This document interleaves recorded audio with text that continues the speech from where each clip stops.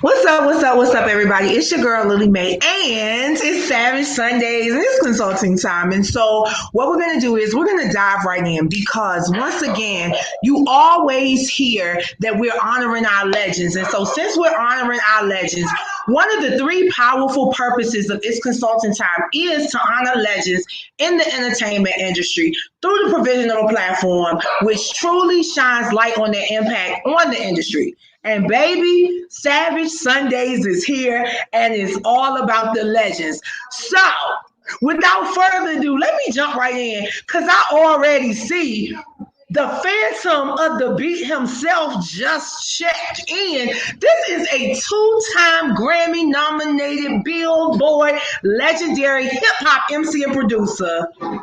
And baby, I bet you don't know what he got going on right now. Let me bring him on. What That all in the grill, all in their grill.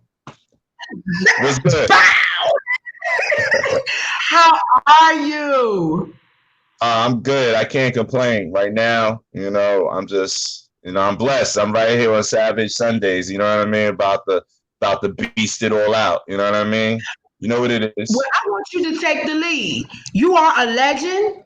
I want you to take the lead and I want you to tell us. Well, first of all, some of the children don't know. So you got to tell them who you are. But then let them know why you continue to do what you do. Good. That is right there. So me personally, I it's hard for me to accept the title legend. You know what I mean? I'd rather say vet because I think legends they already gone. You know what I mean? They left their legacy, so that's what makes them a legend. So I appreciate the title, but I'm a vet. So being a vet, I've been in this game for 25 plus years, and I started out like most average, young people who are thirsty to be in music and either be a DJ, be a producer, or whatever it takes. I did all of that just to get in this game, and I started from the bottom. And but our bottom was a good bottom. Our foundation was a good foundation because it was all about hard work and perseverance and diligence. So that led up to becoming one half of a group called UMCs in '91. And that was a big monumental step because UMCs was the first rap group from Staten Island.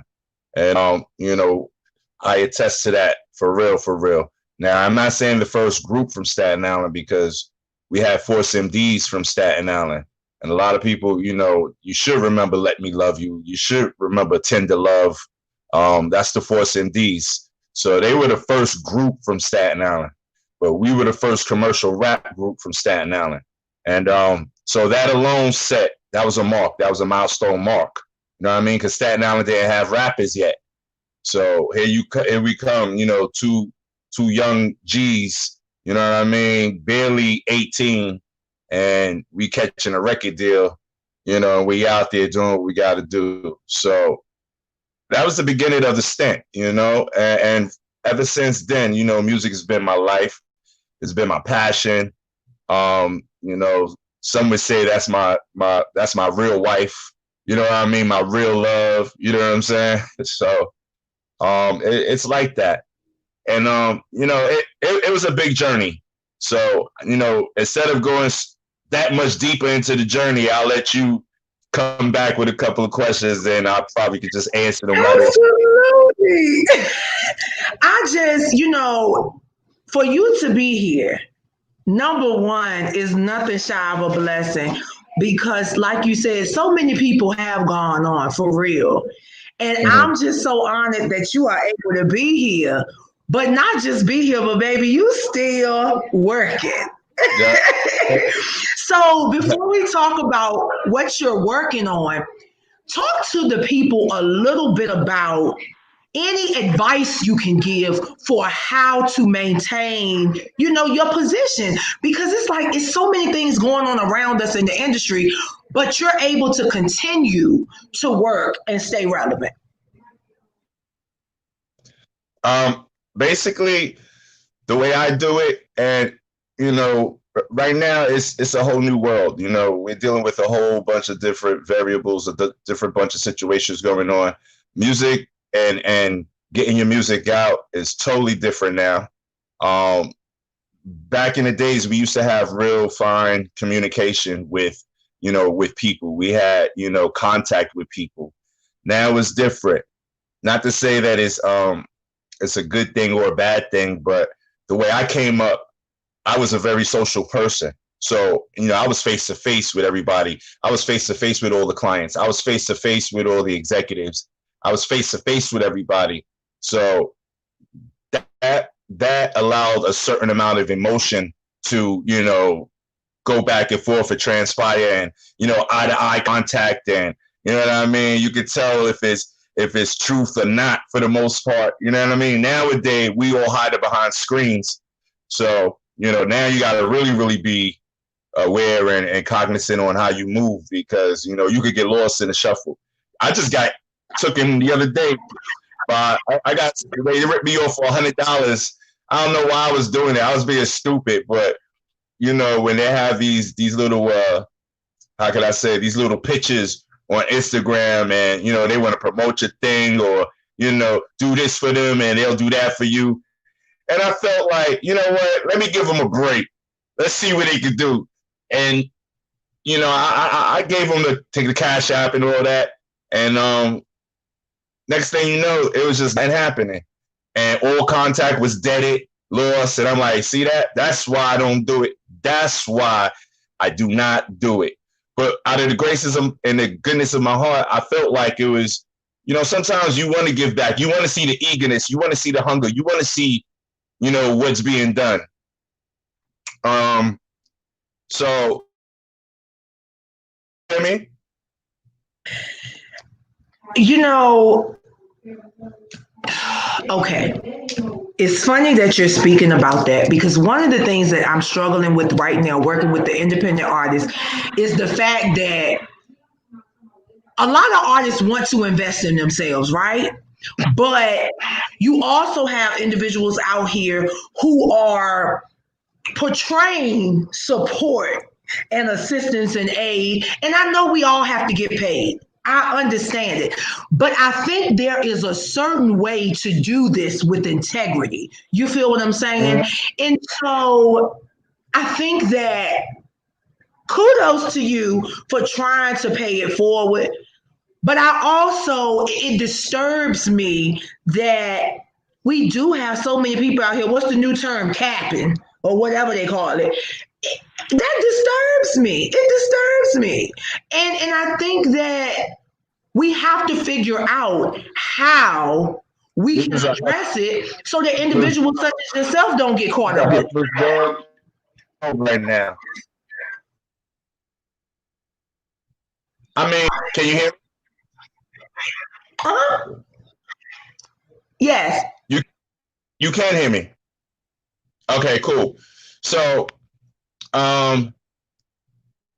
that's like saying, because, you know, what the world is now, this is a whole different system when it comes to, you know, getting money over the internet, and, you know, whatever the term you use, captaining, I don't know the term, but that's like really trying to say we're going to be able to get rid of systemic racism, when you can't do that. You know why? Because it's always been here from the beginning. There's no way to get rid of it.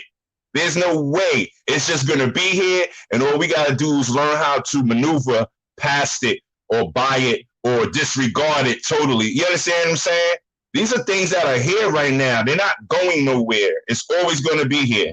So always know that there's an opportunity for you to get jerked, but you better, you know what I mean, cross your T's, dot your I's, and figure out the path that you're going to take, and make sure you assure yourself and assure the people around you on how you got to move. Because there's sharks out here. You better come through and teach some social justice and civics and history. You better come through. You know, I'm there. Black man. I'm there. These are just the inevitables. These are things that it don't even make sense to try to say You know what I mean? That's just ridiculous. You know. So, what are you working on now? Oh man, I'm working on a bunch of things. Uh, God, by the graces of God, everything that I did up to now is what got me to where I'm at. So a lot of people don't understand that I made the transition from MC, from rapper to being a producer. And for me, rocking the beats was always my thing. Like even on the first two UMC's albums, I was producing on those albums. So it was always about doing the music, first. And then I realized, okay, well, I think I'm the only one, me and my partner, who can rhyme over these beats because people don't understand them. You know what I mean? And they're not going to understand the flavor that we're bringing or delivering. So who's the best to do it than the ones who created it? You know what I mean? So we sat up in the crib, we produced, we made the beats, and we was the best to put the lyrics on top of them. So that's how the whole UMC thing, started and began. And then it propelled me into actually producing for other artists, other than my group, other than my immediate circle. And then that's when I took on the real role as a music producer. And then that's when I reinvented myself and changed my name to Fantom of the Beat, Fantom, and that was just because, I felt UMC's was, to an extent it was dying down, but I wanted to keep some momentum. So in order to keep that momentum, I had to reinvent who I am as a producer, who I was as a producer then, and take it from that point on.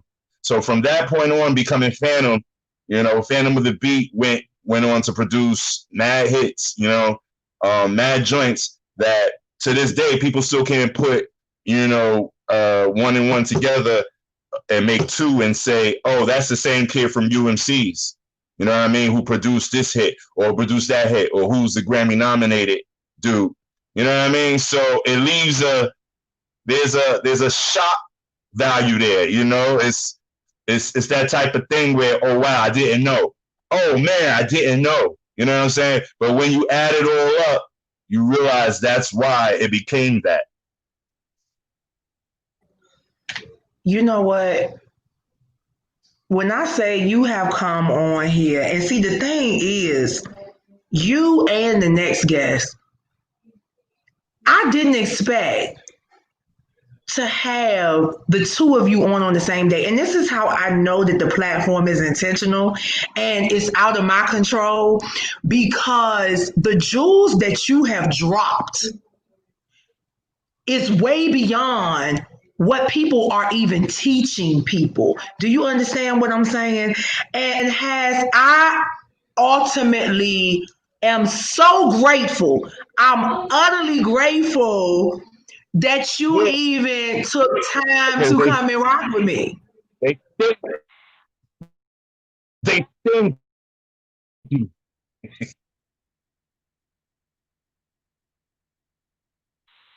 Oh, thank you so much. First of all, you understand what I'm saying? You're making it pop. That platform alone, we talking Savage Sundays. It's a platform for us to be able to talk to the people. So your element is just as dope, just as needed as anyone else who's on your show is needed.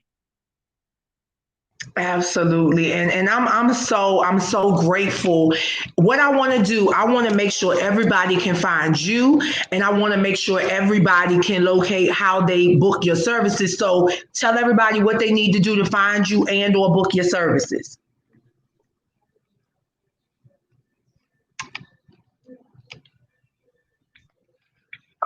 So basically, as the producer that I am, I have a whole bunch of hits under my belt, but I'll let I go do that research.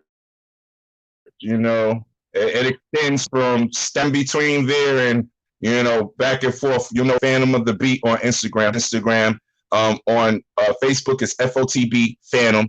Remember, everything's an F, not a PH, not the Sonic way, but the new inventive way. F, F, F all day. F, F, F, F, F all day. All right. And then other than that, go Google Haas G, Google UMCs, Google Fantom of the Beat, and everything will spread across the board. You'll see it all. But first and foremost, Lily, I'm just appreciative for having me. It's a blessing. And even during these trying times, we still figure out ways to maneuver, to do what we got to do, to get past it as much as possible. But like I said, there's certain things that are inevitable, that are never going to change. You know what I mean? So just learn how to deal with certain things, learn how to maneuver, learn how to keep it away from you. You know what I mean? That's the bottom line. That's all. Move accordingly to the way you need to move, and the way you want to move, and the way you want to be seen as moving, So other than that, check out Audiodrome, the album. It's out now. I got a single on there featuring Rhyme Wrecker called Lookout Boy. One more thing, I just signed my deal with Sony Orchard Who Magazine. So I got my own record label. And now I'm getting ready to bring out a slew of new artists, So you'll find me, just like I said, just Google and check my IG. And I'm here. I'm here for the people, but, I'm not going to be suck blood dry. That's just the truth, because they out there. We got some sharks out there. Tell the truth and shame the devil. That's what we're doing. Thank you so much, Haas. And guess what? You will be back. It's been super dope rocking out with you. Super dope rocking out with you.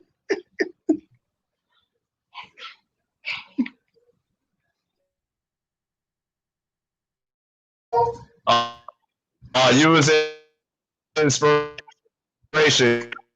You wasn't one of those boring interviewers. You put some work in it. You know what time it is. That's what I got to give. That's exactly what I got to give.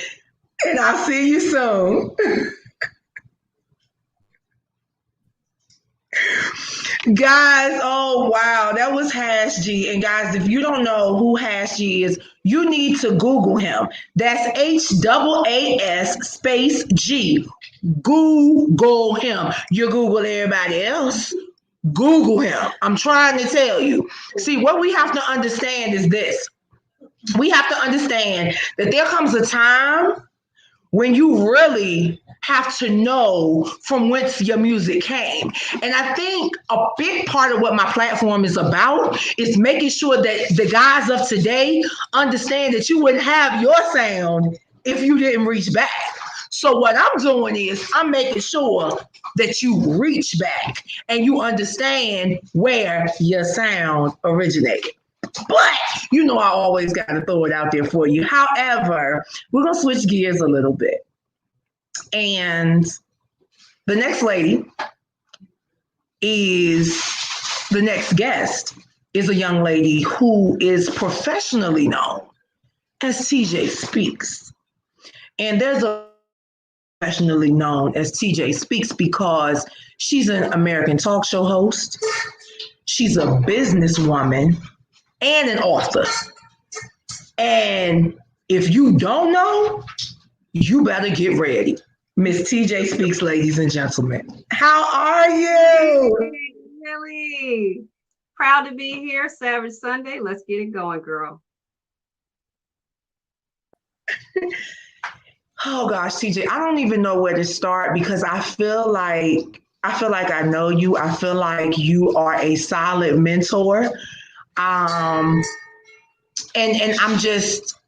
I'm honored to have you here as well. And that's why I said what I said, because Haas gave me something that I can hold on to. See, we always looking for tangible things. I don't need tangible. You give me something that I can keep forever. And so I know that between the two of you, the jewels that you're offering me, it's ridiculous. So TJ, tell everybody who you are. Well, I'm TJ Speaks, host of Basic Talk here in the San Francisco Bay Area. We create a platform that allows artist, celebrity, to showcase their talent and show people what's possible. At the onset of getting in the industry, it's helpful to know what does that look like and what does that take. So I have one-on-one conversations, in-depth conversations with celebrities to show them, if you think you want to be in this business, this is what it takes. In addition to that, I am a storyteller. More specifically, I have the pleasure of wearing the creative hat that allows me to craft stories, create character arcs, edit, and publish. And that takes on the form of magazines, books. I'm even instrumental in artist development, bios, curriculum vitae. If it's helping you tell your story, I want to connect with that and I want to be there. TJ, let's dive in a little bit though, because you just switched the game up for a whole lot of people. Okay. Because you said you were a storyteller. Mm-hmm. And I'm pretty sure that anybody that heard you say you were a storyteller, they thought about children's books. Mm-hmm. So let's expand upon you as a storyteller, because you mentioned telling the story of one's career, telling the story of one's life, telling the story of one's now. So talk to us a little bit about what it means to you to be the storyteller for someone else. I think it's important that you see the person. That's the first thing. I remember something that's just, it resonates with me and it stuck with me from an interview that I saw on the Oprah Winfrey Show. It was actually commentary from her to her audience. And she went into saying how she has all these people that come on, some of them you know, some of them you don't. But the main thing that everyone who sits on that sofa had in common, regardless of what they said, everything that they had in common when they stepped on the stage and sat in the chair, they wanted to know, do you see me? Do I have merit? Do I have value? And I think that's the first thing that you have to do. You have to connect with that person, connect with their spirit. I'm big on energy. So connect with that person, connect with their spirit, and find ways, you know what your gifts, entail. Find ways to say, okay, well, I can help them in this regard. I can extend myself in this way to help their story, not embellish it, but help their story reach a broader audience. And that's what I aim to do. I'm not here to change your story. I'm not here to lie for you. I'm just here to help you tell what it is that you want people to know so that they can see you and they can see what creative offerings you have and what you bring to the table. That's my job.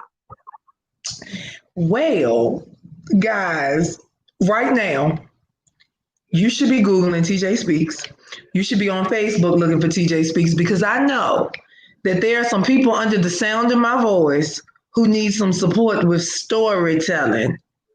They need their stories authenticated. And so,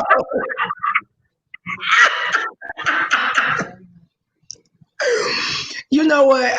My mom told me stop firing shots because I am not in the country and I'm not hunting, so I'm gonna stop firing shots. Okay, TJ, let's just keep it real. You're in California. I'm in California. You are an African American woman, and you are vocal, and you're very intelligent. What does it look like right now with the political climate as it is, from your eyes? I think perception is reality. That's just my take. I'm built of some tough stuff, and what we've experienced as a nation, what we're going through individually, it speaks to our resilience. And I believe we're tougher than what people would have you to think that we are. And I do know that when we put and move and put our best foot forward, we can achieve anything that we put our minds to, collectively or individually. I think right now we are at a turning point. I think we're at a pivotal point in our nation's history where we can right this ship. And I don't know that the current or the administration has all the answers, but I think it's a step in the right direction, and I'm all for it. Okay. I'm going to leave that alone for right now. You and I had a little conversation before I came from backstage, so this could take on a whole other.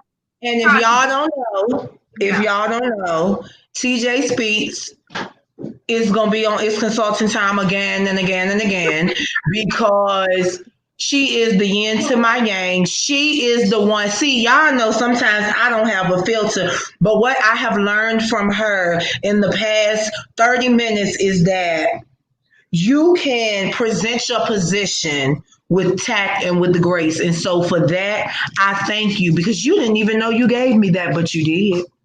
You did. And I love it. See, look, the old folk call it being nice, nasty.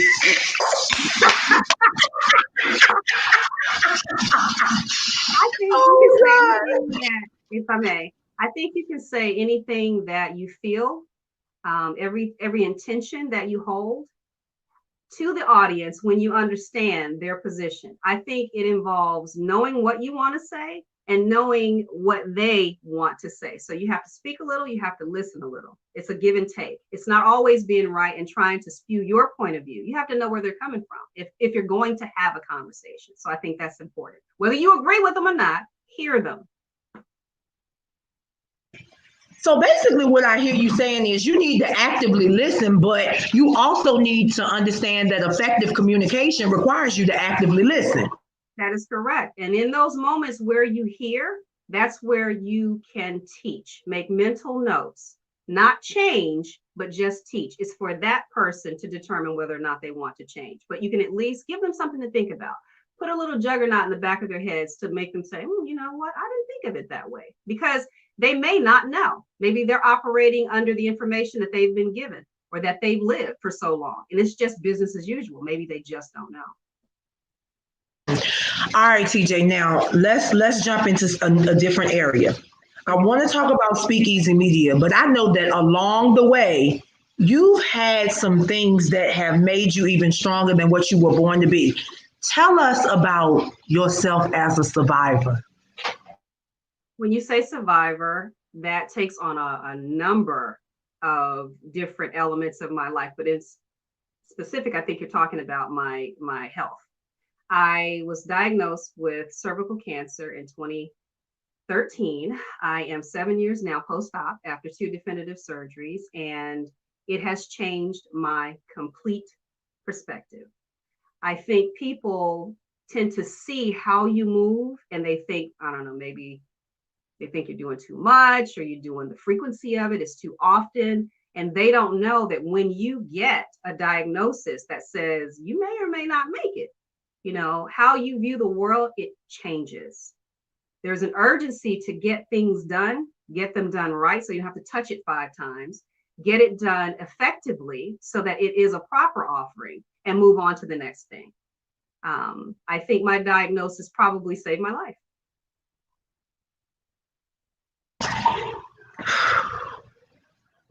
For you to be able to sit there and say that a cancer diagnosis possibly saved your life says so much about you and the fact that you know who you are and whose you are. And I mean, I can't fathom what it would be like. I really can't understand it. I can remember, and I have to put this in there because my grandmother, my maternal grandmother, is probably one of the strongest women outside of my mother that I know. And I would never forget being about 14 or 15 and my mom then coming home saying that the doctor said that it was cancer. She found her own lump, but it was cancer. And you know what I remember her saying? Well, you know what? They done did their job, so y'all go on and take them. And I'm going crazy because my grandma got this cancer, and this is back in the early 2000s. And I'm like, no, that cancer is killing people. And she's just like, baby, it is well. TJ, that's what you just said to me in so many words. And I'm just like, how does that, though, factor into you as a businesswoman and the owner of Speakeasy Media? I think when you're a lover of the Most High, He knows who you are. He knows where you are. And that's really all you need to know. That's how I operate. I don't worry. I try to affect change where I can. I move in circles where I think it will serve me and the others that I'm around. I do what I can, and what I can't worry about. I just pray, give it to God, and move on with my life. I am able to do things creatively as God sees fit, as His will dictates. It's not me. So I think something higher than you is in control. You don't worry. You don't worry. It's kind of like being a parent. My daughter doesn't worry where her meals are going to come from. She doesn't worry about the roof over her head. She doesn't worry about tomorrow. She's just living. And I think if we in that regard can be a little more childlike and not worry, trust completely, implicitly. I mean, like literally take your hands off of it. Do what you can and what you can't. Don't sweat it. It will all work out. And it does. It generally does. It has for me.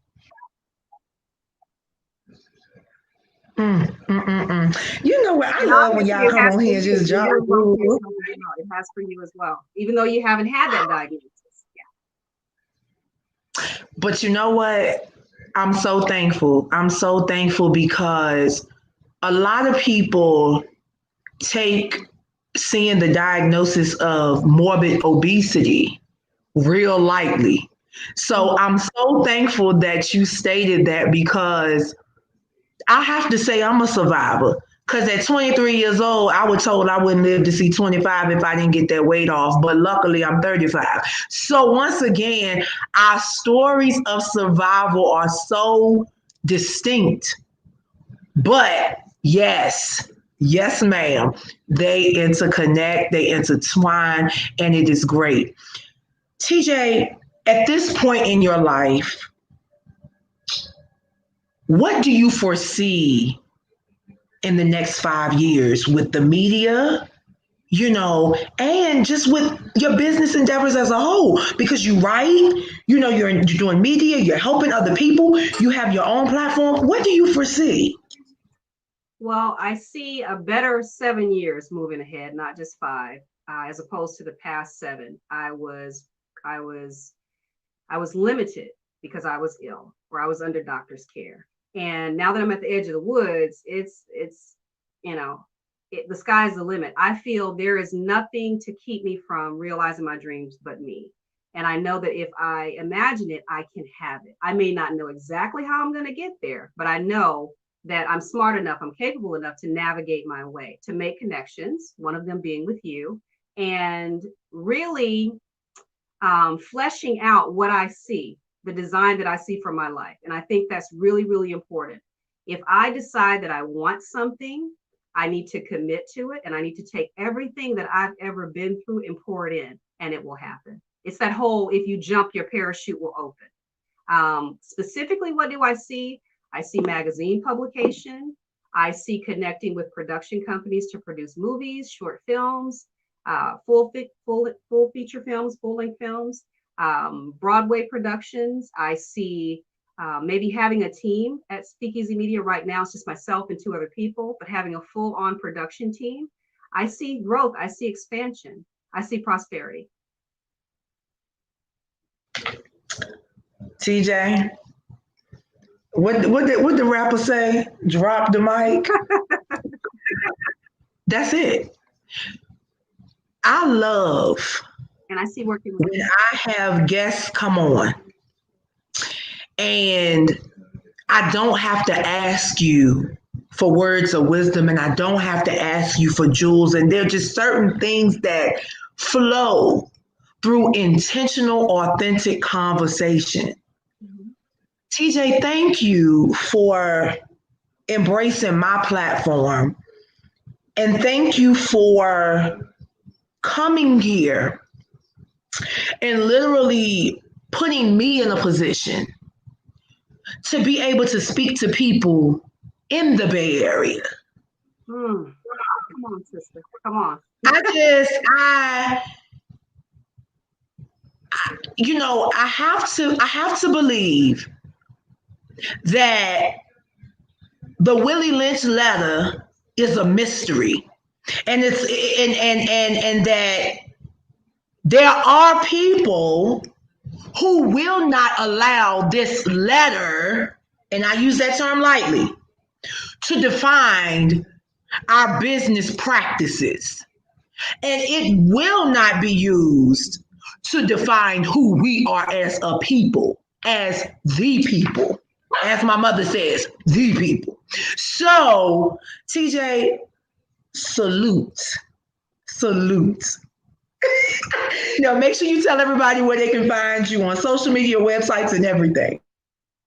You can find me at tjspeaks.com primarily if you'd like to connect through my contact page. That's tjspeaks.com. You can also find me at thetzelementmag.com. You can also find me on YouTube. I'm not heavy into Instagram because I'm busy writing, not taking pictures. But go to tjspeaks.com, the contact page, and the tzelementmag.com. TJ, once again, thank you so much. Guys, if you have not already started, go check out TJ Speaks, because really, TJ speaks and she speaks from the heart. So I don't know what language y'all speak, but she speaks heart. She speaks heart. And that's just what we're doing. TJ, thank you so much. Thank you for having me. Until 7 days from now, I think. I'm having you on my show. And I cannot wait. I'm so excited. I'm so super excited. And I'm so honored. I'm honored, and I will be there and be early. I'll be there early so we can have some fun before. If they only knew. Well, I will see you soon. God bless you. Love you. Congratulations. Thank you. Your aunt on her business, and be sure that I get a link so that I can support her. I definitely will. Take care. Bye, guys. Bye. Guys, let me tell you something. I just love it. I'm sorry. I tell y'all all the time, I'm not anti anything, but your girl Lily Mae is pro-Black because that's all I know and that's all I can be. And I love to see my people. Making it do what it do. And so, guys, until Tuesday, which Tuesday we're going to do something a little different. We're going to probably do some little clips in a watch party. But until Tuesday, I love you guys. Thank you so much. We dropping joy, jewels, and justice. Y'all have a great evening, ladies and gentlemen.